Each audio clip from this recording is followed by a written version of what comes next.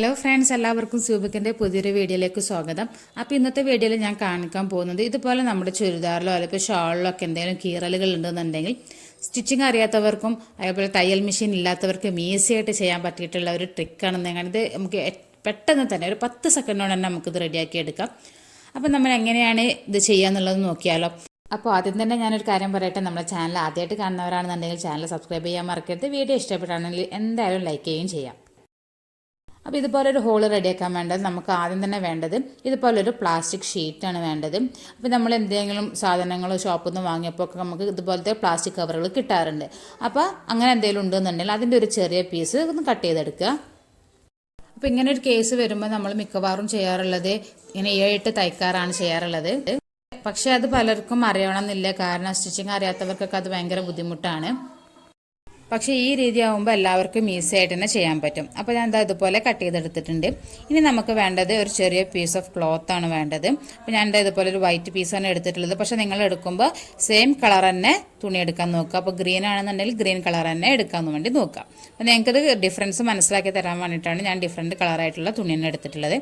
അപ്പോൾ ഞാനിവിടെ ചെറിയൊരു പീസ് കട്ട് ചെയ്തെടുക്കുന്നുണ്ട്. നമ്മുടെ എത്ര വലുപ്പത്തിലാണ് നമ്മൾ കീറലുള്ളത് അതിനനുസരിച്ചിട്ട് നമ്മൾ കട്ട് ചെയ്തെടുക്കുക. അപ്പോൾ എൻ്റെ കീറൽ ചെറിയതാണ്, അപ്പോൾ അതുകൊണ്ട് ഞാൻ ചെറിയ പീസ് കട്ട് ചെയ്തിട്ടുണ്ട്.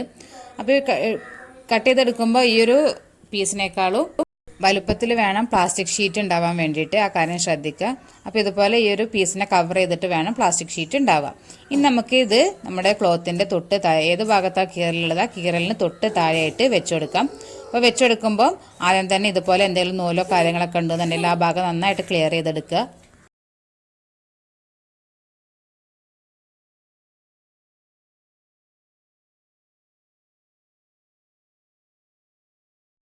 ഇനി ഇതിന് തൊട്ട് താഴെയായിട്ട് ഈ കീറലിന് തൊട്ട് താഴെയായിട്ട് നമ്മൾ നേരത്തെ റെഡിയാക്കി വെച്ചിട്ടുള്ള ഈ ഒരു പീസസ് വെച്ചെടുക്കാം. അപ്പോൾ വെച്ചെടുക്കുമ്പോൾ പ്ലാസ്റ്റിക് ഷീറ്റ് ഇതുപോലെ മുകളിൽ വെച്ചിട്ട് വേണം വെച്ചെടുക്കാൻ വേണ്ടിയിട്ട്. അതായത് നമ്മൾ കീറലിന് തൊട്ട് താഴെയായിട്ട് നമ്മൾ പ്ലാസ്റ്റിക് ഷീറ്റ് വരണം, അതിന് തൊട്ട് താഴെയാണ് നമ്മുടെ വൈറ്റ് പീസ് വരേണ്ടത്.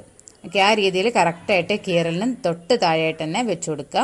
ഇനി ഞാനിവിടെ നമ്മുടെ അയൺ ബോക്സ് നന്നായിട്ട് ചൂടാക്കി വെച്ചിട്ടുണ്ട്. നല്ല ഹൈ ടെമ്പറേച്ചർ തന്നെയാണ് കൊടുത്തിട്ടുള്ളത്. ഇനി ഇതുപോലെ ഒരു പേപ്പർ ഇതിന് മുകളിലായിട്ട് വെച്ച് കൊടുക്കുക. എന്നിട്ട് ഇത് നന്നായിട്ടൊന്ന് അയൺ ചെയ്തെടുക്കുക. ഒരു 10 സെക്കൻഡോളം ഈ അയൺ ബോക്സ് നല്ല ചൂടിൽ തന്നെ ഇതിന് മുകളിൽ അങ്ങ് വെച്ച് കൊടുക്കുക. ഒരു 10 സെക്കൻഡോളം ഇങ്ങനെ വെക്കുമ്പോൾ തന്നെ ആ പ്ലാസ്റ്റിക് നന്നായിട്ടൊന്ന് ഉരുകിയിട്ട് ആ ക്ലോത്തിലേക്ക് പിടിക്കും. അപ്പം പ്ലാസ്റ്റിക് എടുക്കുമ്പോൾ ശ്രദ്ധിക്കേണ്ടത് തീരെ കനം കുറഞ്ഞ പ്ലാസ്റ്റിക് എടുക്കരുത്, കുറച്ചൊരു കട്ടിയുള്ള ടൈപ്പ് മെറ്റീരിയൽ വേണം എടുക്കാൻ വേണ്ടിയിട്ട്.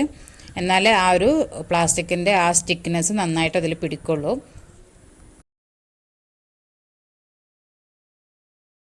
ഇനി ഇതൊന്ന് ഓപ്പൺ ചെയ്ത് നോക്കാം. ഇപ്പോൾ ഒരു 10 സെക്കൻഡോളം ഏകദേശം കഴിഞ്ഞിട്ടുണ്ട്. നല്ല ചൂടിൽ തന്നെയാണ് കൊടുത്തിട്ടുള്ളത്. അപ്പോൾ ഇവിടെ മാറ്റിയപ്പോൾ നിങ്ങൾക്ക് കണ്ടല്ലോ കറക്റ്റായിട്ട് നമ്മുടെ ഹോള് റെഡി ആയിട്ടുണ്ട്.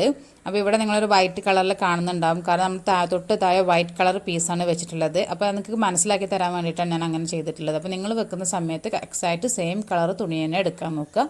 അപ്പോൾ ചെയ്യുമ്പോൾ നിങ്ങൾക്ക് കറക്റ്റായിട്ട് ആ ഒരു പോർഷന് റെഡി ആയിട്ട് കിട്ടും.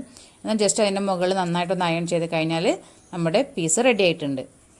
അപ്പോൾ ഇന്നത്തെ വീഡിയോ നിങ്ങൾക്ക് ഇഷ്ടപ്പെട്ടെങ്കിൽ എന്തായാലും ചാനൽ സബ്സ്ക്രൈബ് ചെയ്യാൻ മറക്കരുത്. വീഡിയോ ഇഷ്ടപ്പെട്ടാൽ ലൈക്ക് ചെയ്യുകയും ചെയ്യാം.